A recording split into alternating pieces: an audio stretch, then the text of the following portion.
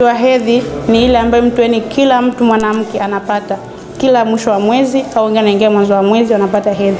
Anatoka na damu nyeusi mzito ambayo ina harufu kali. Hiyo ndio inaitwa hedhi.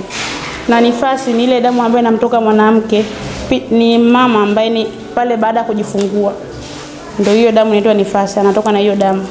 Na janaba ni ile mtu mwanaume na mwanamke wakifanya tendo la ndoa wanakuwa mpata janaba. Na mtu uruhusiwa kufunga ukaswali ukiwa na hiyo hali.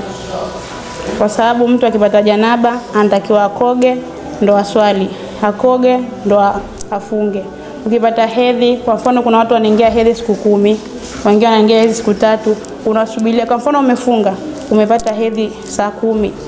Unahesabu kwa mfano ndo ada yako unaingia siku 3. Unahesabu kuanzia leo saa 10 mpaka saa 10 nyingine. Unahesabu ni siku hii moja mpaka zitimize siku 3. Wengine wanaingia siku 10. Kwa unashangaa Ramadhani na siku 30, unaingia siku 10. Ukiingia hedhi siku 10, kubidi ulipe hizo siku ambazo umekula. Maana ukiwa hedhi huwezi ukafunga na ukiwa hedhi huwezi ukaswali. Na hedhi kwenye swala haulipi, lakini unalipa kwenye funga. Kwa mfano unaingia siku 10, unahesabu zile siku 10 zako, ukimaliza Ramadhani, ukishakula Eid, unaanza kulipa siku zako. Na nifasi hivyo hivyo, huwezi ukaswali, huwezi ukafunga ukiwa na nifasi.